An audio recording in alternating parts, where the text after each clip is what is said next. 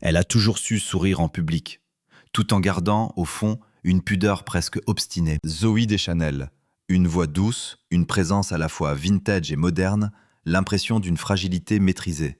À 45 ans, elle appartient à cette catégorie rare de célébrités qui ont appris très tôt à protéger leur intimité non pas par stratégie, mais par instinct. Et pourtant, aujourd'hui, quelque chose craque.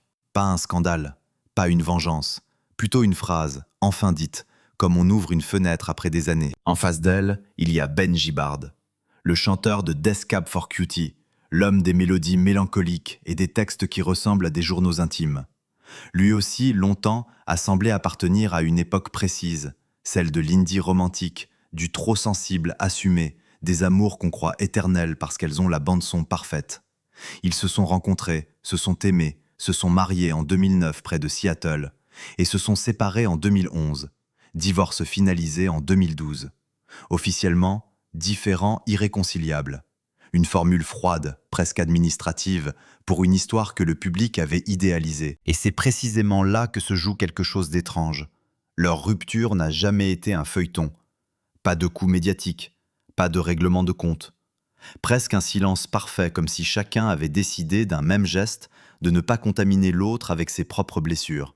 Dans les articles de l'époque, Ben Gibbard parle d'une fascination initiale, presque incrédule, comme s'il n'avait pas compris qu'elle lui adressait vraiment la parole. Alors pourquoi maintenant ? Parce que 45 ans, c'est une frontière invisible. Un âge où l'on cesse de raconter ce qu'on voudrait que l'histoire ait été, et où l'on commence à regarder ce que l'histoire a réellement fait de nous. Parce que Zoé n'est plus seulement une icône pop, elle est aussi une mère, une femme engagée, une personne qui a traversé d'autres chapitres de vie, d'autres séparations, d'autres reconstructions. Et parfois, quand la vie s'apaise, les vieux silences deviennent plus lourds que les mots.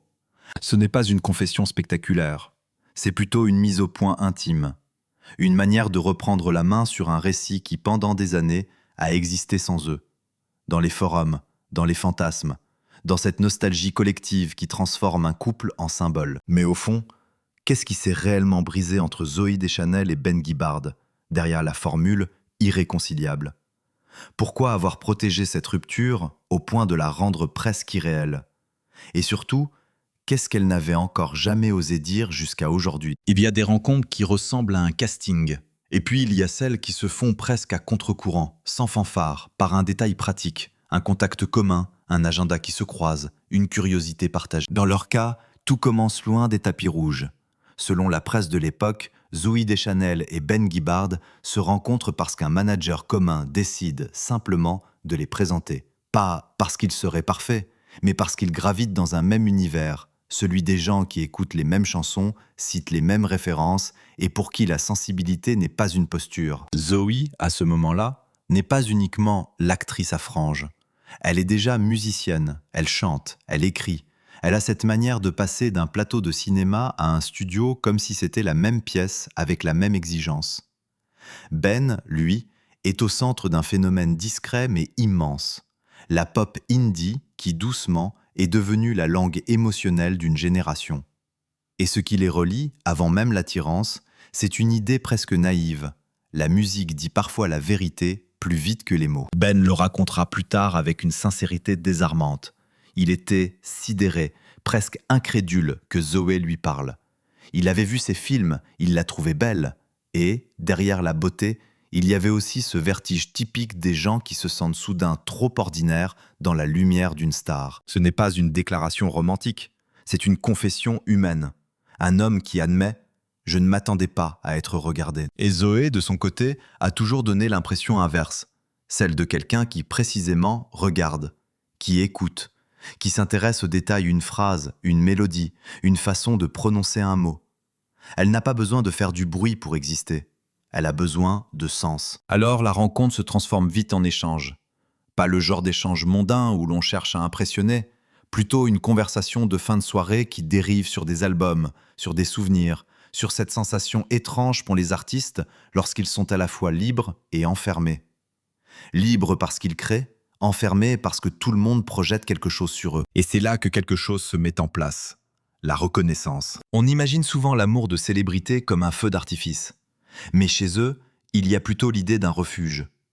Ben vit entre deux mondes, Seattle, l'ancrage, la pluie intérieure qu'on transforme en chanson, et Los Angeles, la tentation, la machine, l'image. Zoé, elle, appartient déjà à Hollywood, mais s'en méfie. Elle choisit une esthétique, une distance, un ton.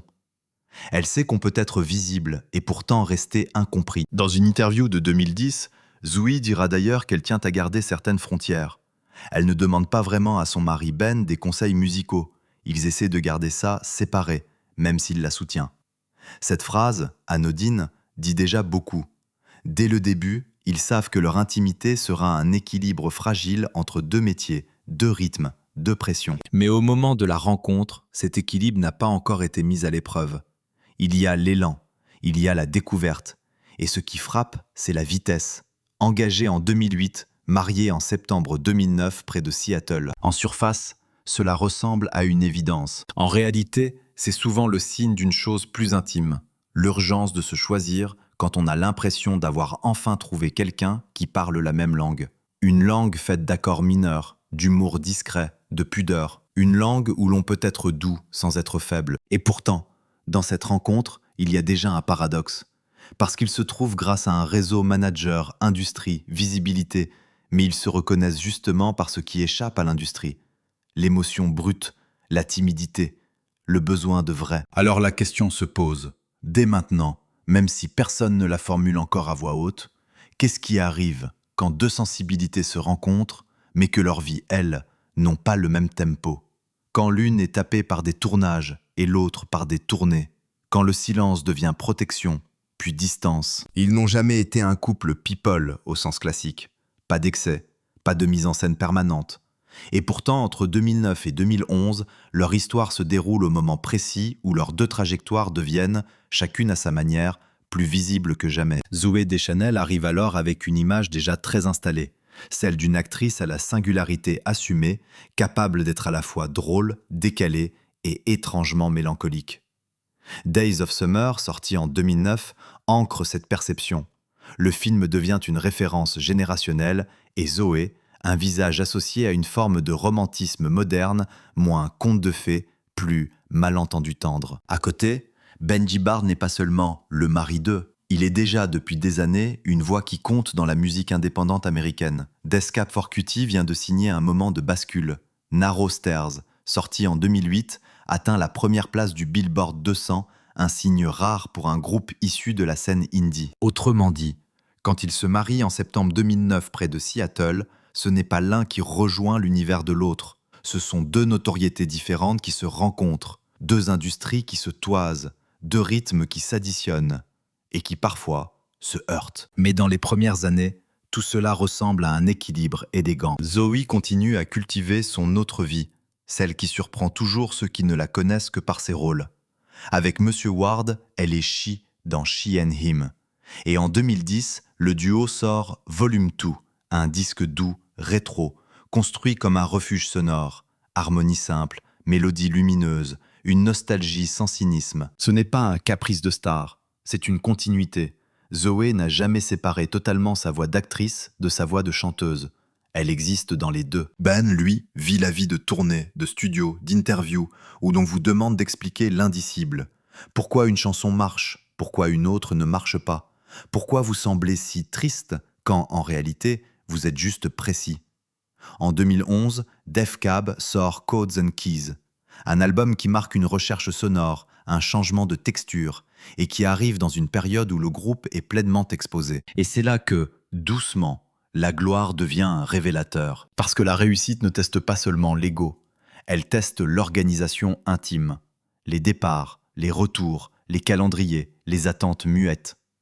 Un couple peut survivre à la pauvreté, mais se fissurer au moment où chacun, précisément, devient trop sollicité pour être vraiment présent. Pendant que Zoé s'apprête à entrer dans un nouveau cycle de visibilité avec New Girl, dont la première diffusion arrive en septembre 2011, sa vie personnelle traverse déjà une zone de turbulence. Et ce contraste est brutal. D'un côté, à l'écran, elle incarne Jess, une femme qui se reconstruit après une rupture. De l'autre, dans la réalité, le couple Deschanel-Guibard commence à se défaire. En novembre 2011, la séparation est annoncée. Les mots sont sobres, mutuels et amiables, dit-on. Pas de détails, pas de récit livré à la presse. Cette retenue, à elle seule, dit quelque chose de leur manière d'aimer. Ne pas salir, ne pas exposer, ne pas transformer l'intime en produit dérivé. Mais alors, qu'est-ce que cela coûte de rester digne? Quand on ne raconte rien, le public comble les blancs. Il invente, il projette, il réécrit. Et parfois, il fige un couple dans une image. Eux, c'était pur. Comme si la pureté empêchait la fatigue, comme si les bons goûts communs protégeaient des mauvaises nuits. Pendant ces années de gloire, ils ont été admirés pour ce qu'ils symbolisaient. Une union entre cinéma indie et musique indie, une romance intelligente, presque littéraire. Et pourtant, la gloire ne fait pas que magnifier. Elle amplifie aussi les silences, elle rend les absences plus visibles, elle transforme la moindre distance en vertige. Car une question demeure, et elle commence à peser. Peut-on être deux artistes très aimés sans finir par être deux solitudes côte à côte? Ils ont été aimés comme on aime une évidence. Deux sensibilités, deux univers indie, deux façons de parler doucement au public. Et pourtant, dans la vie réelle, l'évidence n'a jamais suffi. Parce que l'évidence, c'est une photo. La vie, elle, c'est la répétition. Au début, les différences amusent. Elles donnent du relief. Zoé a ce rapport au jeu, au plateau, aux équipes, à une forme de collectif. Ben, lui, vit dans une autre temporalité, celle du studio et de la route, où l'on dort mal, où l'on recommence, où l'on se réveille parfois sans savoir exactement dans quelle ville on est. Deux métiers, deux épuisements, deux façons d'être absent, même quand on est là. Mais alors, comment tenir quand le quotidien ne ressemble jamais au quotidien? Quand il n'y a pas de routine stable pour réparer les tensions? Quand chaque retour à la maison ressemble à une parenthèse et non à un socle? On sous-estime toujours la fatigue. On croit que l'amour se mesure à l'intensité. Or, souvent, il se mesure à une chose beaucoup plus banale, l'énergie disponible pour l'autre. L'énergie après les interviews, après les voyages, après les « il faut être souriant », « il faut être présent », « il faut répondre ». Et à ce moment-là, la moindre maladresse devient plus lourde qu'elle ne devrait. Pourtant, il y a aussi une fissure plus fine, presque invisible, la manière de protéger son intimité. Ils ont voulu la même chose, ne pas s'exposer, mais ils ne la vivaient pas au même rythme. Chez Zoui, la protection ressemble à une barrière douce. Elle parle, elle sourit, puis elle referme. Chez Ben, la protection peut devenir une forme de retrait. Il observe, il encaisse, il garde pour lui, puis il s'éloigne. Ce n'est pas un reproche, c'est une mécanique. Et quand deux mécanismes se rencontrent, cela peut produire un silence particulier. Un silence où chacun pense « je le fais pour nous » et où en réalité, chacun se retrouve seul. Ce soir-là, il n'y a pas forcément une scène, pas forcément une phrase assassine. Les grandes ruptures dans les couples très discrets ressemblent rarement à un éclat. Elles ressemblent plutôt à une accumulation de micro-absences. Un dîner repoussé, un appel écourté, un échange qui tourne court parce qu'il faut repartir tôt, parce qu'on est trop fatigué pour parler, parce qu'on a peur de dire quelque chose qu'on ne pourra plus reprendre. Il y a aussi la géographie intérieure. Seattle, Los Angeles, deux imaginaires, deux climats symboliques. L'un qui apaise, l'autre qui accélère. Et au milieu, ce sentiment que la vie vous emporte. On dit souvent que les couples de célébrités explosent à cause des tentations. Parfois, ce n'est même pas ça. Parfois, c'est beaucoup plus simple. Ils explosent parce qu'ils ne se croisent plus assez longtemps pour se reconnaître. Zoé entre progressivement dans une période où sa visibilité, paradoxalement, devient plus exigeante. Elle est attendue, regardée, commentée, cataloguée. Et face à cette pression, certains se rapprochent, d'autres se replient. Ben, lui, porte aussi ses propres attentes, celles d'un public qui a fait de lui un spécialiste de la mélancolie. Comme si, dès qu'il sourit, on lui demande « ça va vraiment ?» Et quand un couple porte déjà l'émotion du public, il devient encore plus difficile de vivre sa propre émotion sans la transformer en matière. À partir de là, les fissures prennent une forme presque professionnelle. On gère, on organise, on fait au mieux, on devient logistique. Et un jour, on réalise qu'on ne parle plus de ce qu'on ressent, mais de ce qu'on doit faire. Mais alors, comment dire à l'autre « je ne sais plus où je te retrouve ». Pourtant, comment admettre « je n'ai plus la force de porter l'image de nous ».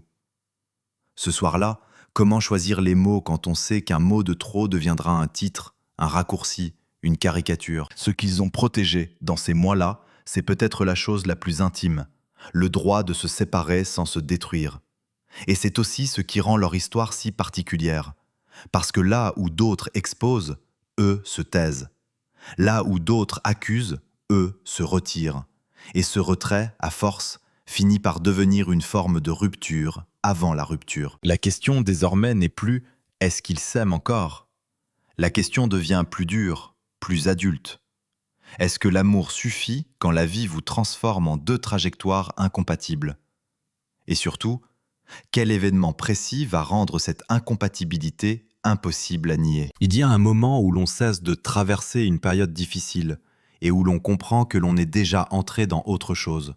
Pas une dispute, pas une tempête visible, une bascule intérieure, une phrase qu'on n'ose pas dire, puis qu'on finit par prononcer parce que la retenir devient plus violent que la dire. Pour Zooey Deschanel et Ben Gibbard, la crise ne prend pas la forme d'un scandale public. Elle prend la forme d'une annonce courte. Novembre 2011, ils confirment leur séparation. Les mots sont mesurés, le ton est calme, presque administratif. Comme si l'essentiel n'était pas d'expliquer, mais de fermer la porte sans bruit. Mais alors, qu'est-ce qu'on appelle crise quand tout le monde autour de vous s'attend à un drame et que vous choisissez le silence? C'est précisément ça, la crise. La décision de ne pas donner au monde ce qu'il réclame. Le refus de transformer une douleur en spectacle. Et ce refus, paradoxalement, coûte cher. Parce qu'à partir du moment où le couple ne raconte rien, le couple devient un écran. On projette, on remplit les blancs. On cherche des indices dans les chansons, dans les interviews, dans la chronologie. Et la chronologie, justement, devient implacable. 2009, le mariage, près de Seattle. L'image d'un couple à l'abri du bruit d'Hollywood. 2011, la séparation annoncée. 2012, le divorce finalisé, avec la formule désormais classique, différend irréconciliable. Cette formule, on la lit partout, on n'y pense plus. Mais dans une histoire comme la leur, elle fait l'effet d'un couperet discret. Irréconciliable. Ça ne veut pas dire sans amour, ça veut dire sans solution. Pourtant, dans les couples où l'on se respecte, la rupture n'arrive pas d'un seul coup. Elle arrive en plusieurs mouvements. D'abord, on se tait pour ne pas blesser. Ensuite, on se tait parce qu'on ne sait plus comment parler. Et enfin, on se tait parce qu'on a compris que parler ne changerait plus la trajectoire. Ce soir-là, on peut imaginer deux personnes qui ne se détestent pas. Deux personnes qui, au contraire, se connaissent trop bien pour se mentir. Et c'est peut-être là le cœur de la crise.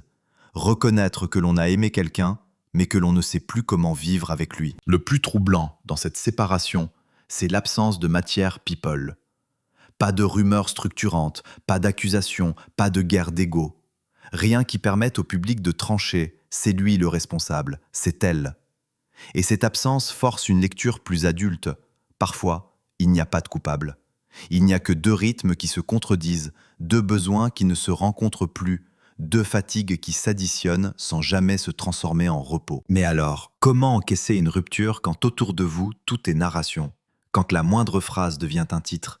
Quand le public vous connaît à travers des personnages, une Summer mystérieuse, une Jess lumineuse, et qu'il attend de votre vie réelle qu'elle soit à la hauteur d'un scénario. La crise, c'est aussi ce contraste cruel. Zooey incarne à l'écran une femme qui apprend à recommencer après un effondrement sentimental, pendant que, dans la réalité, elle vit la fin d'un mariage. Et Ben, lui, reste associé à une écriture si intime que certains auditeurs veulent y lire des preuves, comme si l'art devait forcément être un procès-verbal. Sauf que leur séparation, justement, refuse d'être expliquée. Elle refuse d'être utilisée. Et dans cette retenue, on devine une chose. Ils ont voulu préserver ce qui pouvait encore l'être. Leur dignité, oui, mais aussi quelque chose de plus rare, la mémoire du meilleur. Car rompre proprement, ce n'est pas ne pas souffrir. C'est accepter de souffrir sans détruire l'autre pour se soulager. Et puis, après l'annonce, il y a l'après. Le moment où l'on rentre chez soi, seul. Où l'on réalise qu'on ne partage plus la même table, les mêmes habitudes, les mêmes silences familiers. C'est là que la rupture devient une crise réelle, concrète. Plus de nous pour amortir les journées, plus de nous pour donner un sens aux efforts, plus de nous pour imaginer demain. À ce stade, une question se pose, et elle n'est plus romantique, elle est existentielle. Comment se reconstruire quand on a protégé la rupture au point de ne pas savoir soi-même comment la raconter? C'est ici que commence la partie suivante. Parce qu'une tempête, même silencieuse, laisse des débris. Et chacun, à sa manière, va apprendre à vivre au milieu. Après une rupture, il y a toujours deux vies. Celle que les gens imaginent et celle qui arrive réellement quand la porte se referme. Dans leur cas, l'après n'a pas été une revanche médiatique, pas de nouveaux couples exhibés comme un pansement, pas de confidences calculées. Leur séparation s'est prolongée dans une forme de discrétion cohérente, comme si, même une fois l'histoire terminée, ils refusaient encore d'en faire un objet public. Mais alors, comment se reconstruit-on quand on a bâti son intimité sur le silence? Ben Guibard, de son côté, choisit une route qu'il connaît, le travail, la scène, et une forme de lucidité. Dans une interview accordée après la séparation, il dira une phrase qui a marqué parce qu'elle n'accuse personne. Il explique qu'il a échoué à être le mari qu'il voulait être, et qu'il ne pensait pas être un bon mari. Ce n'est pas une confession spectaculaire, c'est un aveu d'insuffisance, le genre d'aveu que peu de gens font publiquement, parce qu'il n'offre aucun confort. Il ne dit pas « elle m'a fait ça », il dit « je n'ai pas su ». Et cette nuance est essentielle, parce que dans l'après, on cherche souvent une histoire simple, un tort, une victime, une morale. Ben, lui, prend une responsabilité sans théâtre. Cela ressemble à une douleur assumée, presque adulte.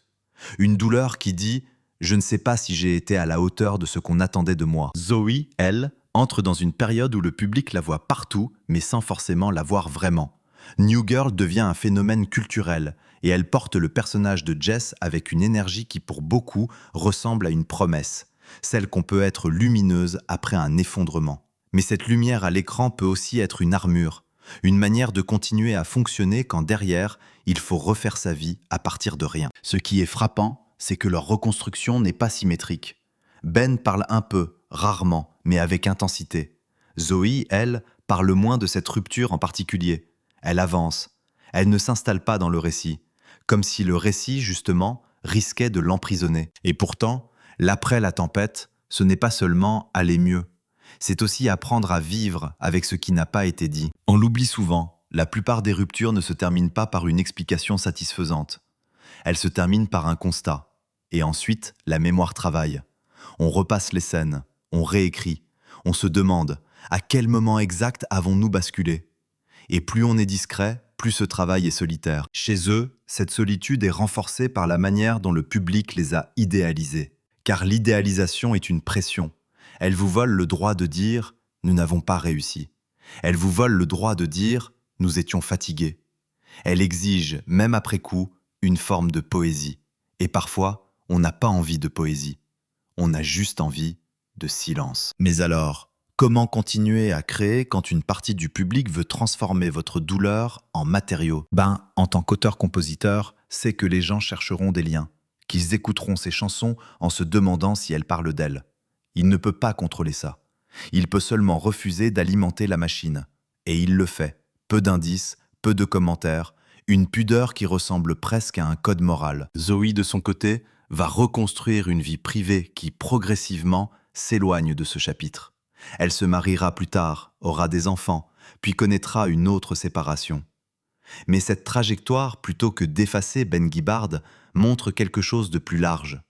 Ce mariage était un fragment de vie, pas une définition. Il n'a pas raté sa vie.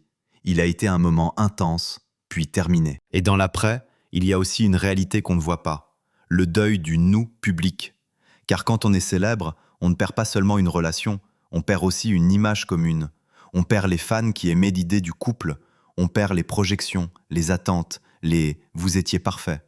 Et il faut continuer à répondre poliment, à détourner les questions, à sourire quand quelqu'un insiste. Ce soir-là, il y a peut-être eu une pensée simple, qui traverse tous les divorces, mais qu'on entend rarement dans les histoires glamour.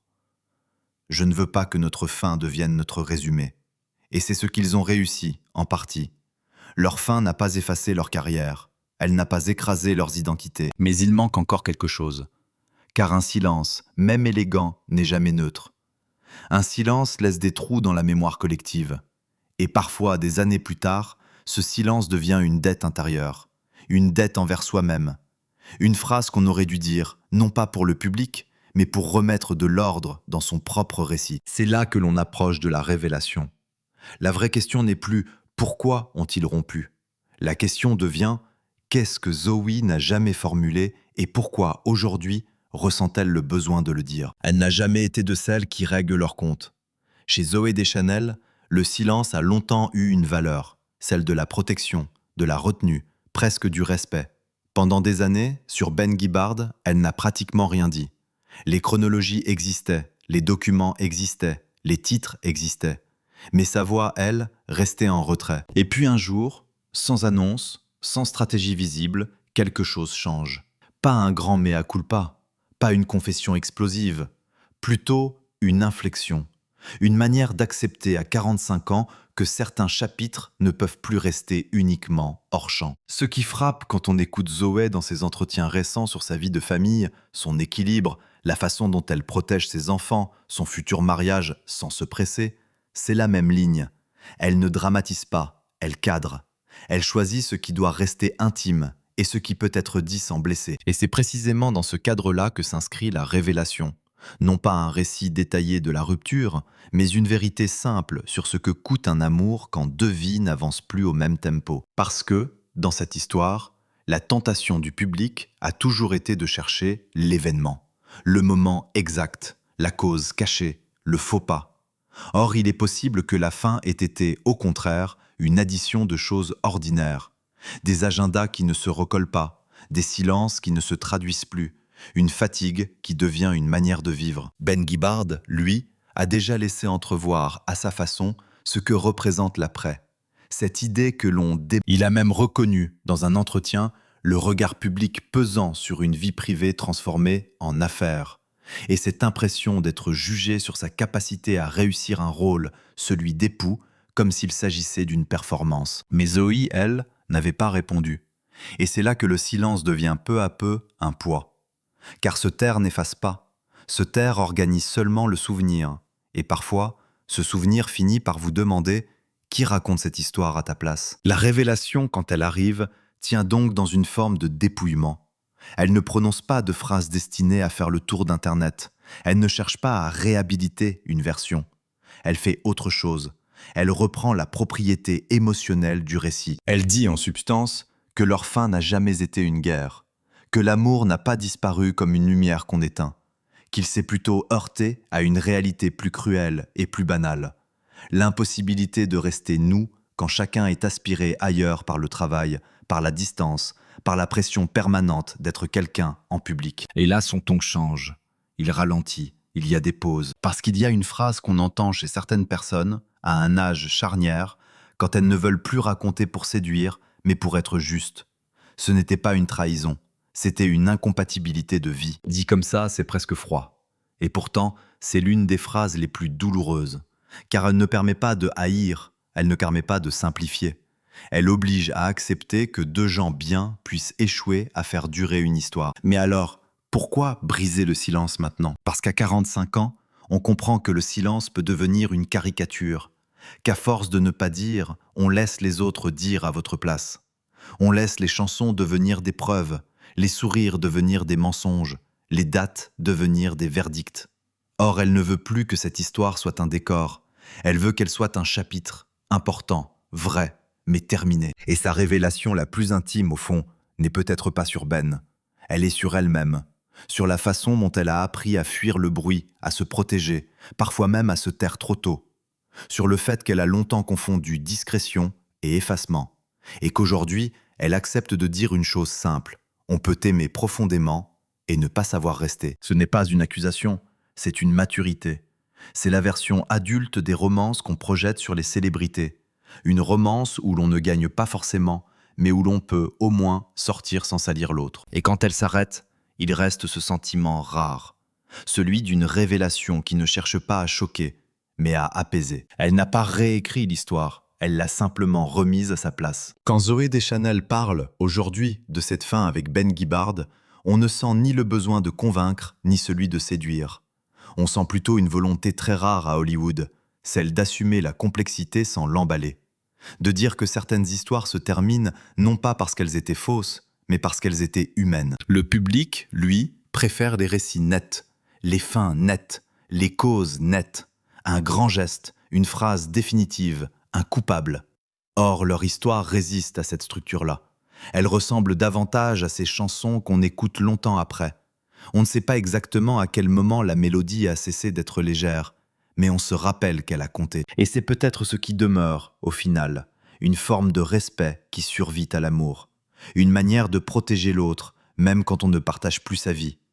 Une décision silencieuse, ne pas transformer un mariage en argument, ni une rupture en spectacle. Dans une époque où la célébrité avale tout, leur couple a été un paradoxe.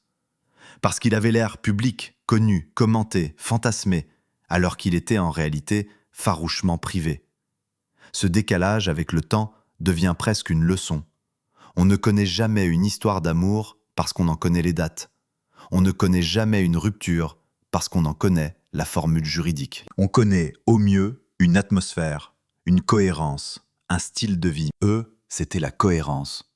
Deux artistes qui semblaient se comprendre au premier regard parce qu'ils parlaient une langue commune, la pudeur. Mais la pudeur peut protéger et elle peut aussi empêcher.